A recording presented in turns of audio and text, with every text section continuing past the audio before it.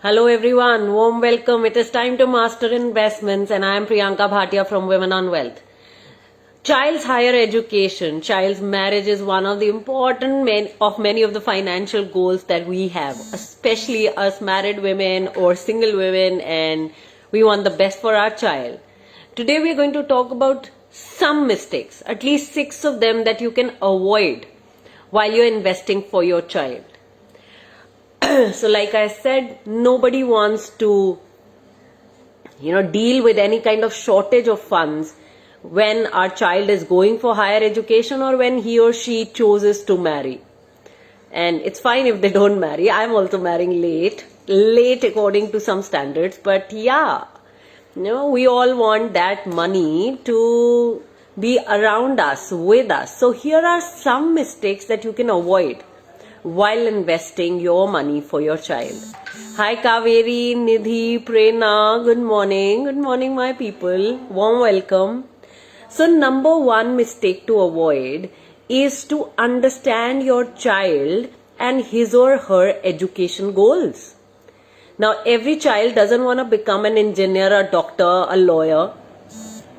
What is it that your child is looking at? Is he or she looking at an alternate career in music, sports, something else, golf?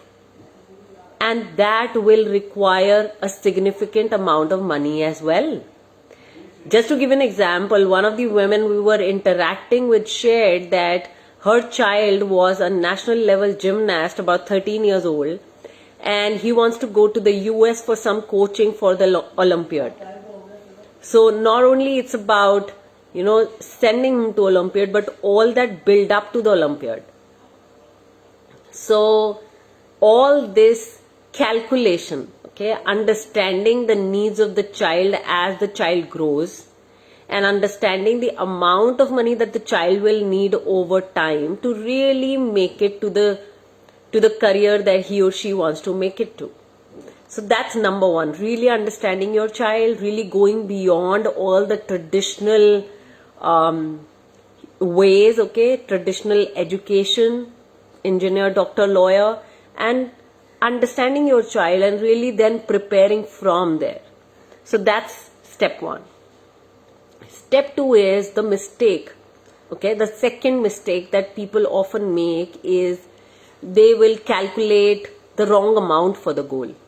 Now that's a clear no. You shouldn't be underestimating your goal, right?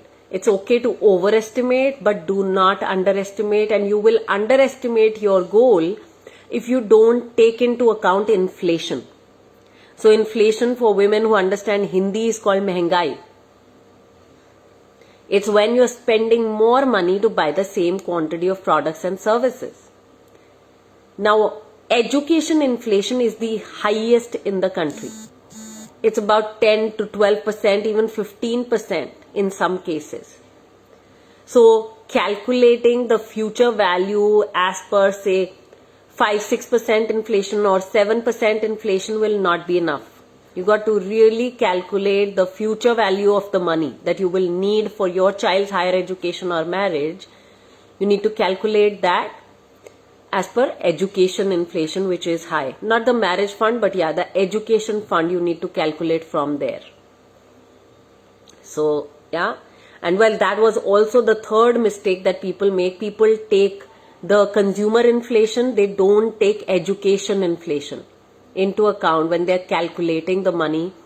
Note that any kind of education that you want to send your child to, it may cost 10 lakhs today, but 10-15 years later, it will not be the same 10 lakhs. So how much will that money be in the future? You need to figure that, and for that, education inflation needs to be in. Then the next mistake people often make is they will choose the wrong investment instruments. Example, a lot of people are just comfortable with traditional investments and they will pick traditional investments and think that, child's higher education or marriage fund will get built with just those investment instruments, the fixed income, the absolutely safe investment instruments. But look at it, say Sukanya Samriddhi Yojana for your daughter gives you 7.6% rate of return, while education inflation in the country is say 12 to 15%. Now what about the gap? Right? Now if education is becoming expensive year on year at that rate, 12 to 15%, while what you're generating with Sukanya Samriddhi Yojana is 7.6%, can you really make it to her higher education goal? I don't think so. So choosing a wrong investment option or choosing just one investment option, say Sukanya Samriddhi Yojana, and expecting it to deliver the results is a mistake. You got to have a combination of investment instruments to help you reach your financial goal, your child's higher education goal. Please note, if the education goal is over 10 years away, you can get into equities. And equities, which means stocks and equity mutual funds, are the only investment instruments that can actually help you beat education inflation. More so stocks in this case. Otherwise, there's nothing else. Okay? If the time horizon you have is lesser than that, you got to figure your way in. And you got to build your financial knowledge. Another mistake people often make is investing on hearsay. You don't even know if that investment is right or wrong for you. You've just invested on hearsay. That's a mistake.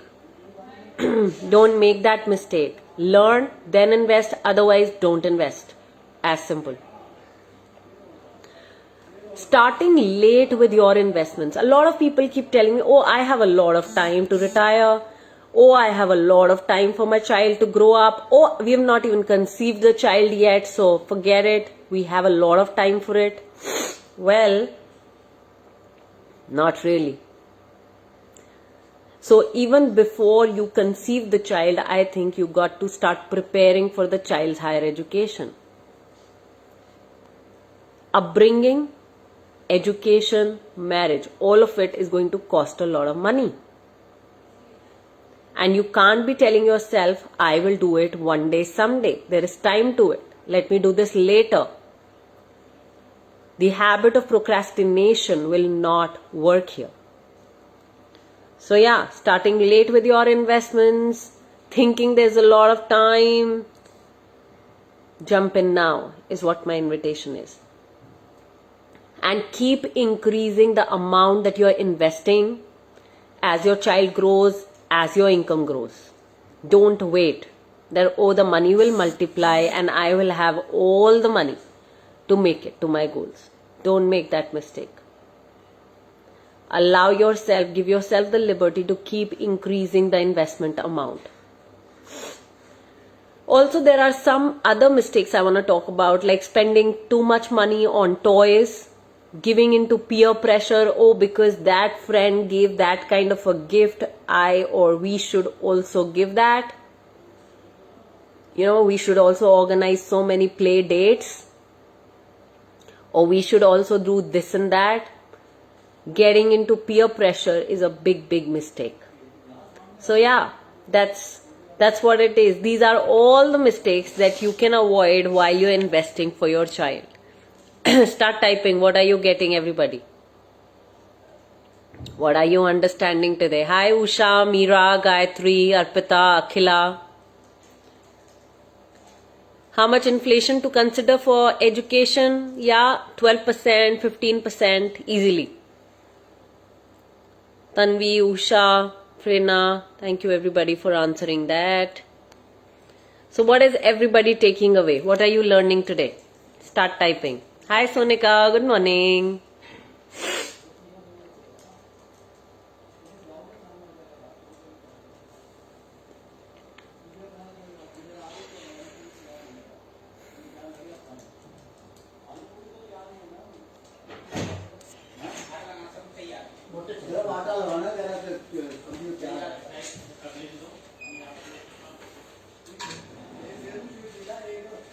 Usha, what you're taking away is never assume that you have enough time to work towards any goal. Yes, Yes, don't assume that you have a lot of time. Not just enough, but a lot of time. Sure, Arokya, thank you so much. Arokya, you're planning a child? Or do you already have one? I don't know why I remember one day you saying that, yeah, you will plan or something was there.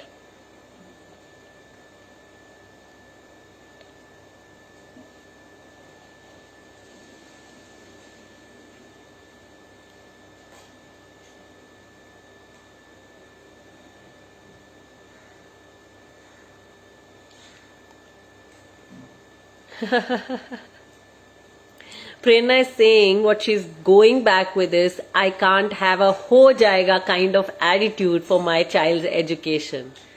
Got that.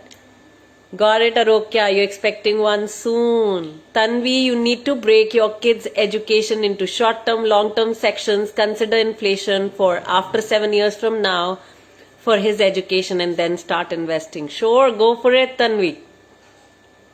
So thank you so much everybody for participating. Loads of love. Take charge. Stay safe. And now I see you for the decoding of the Economic Times newspaper tomorrow morning 10 a.m.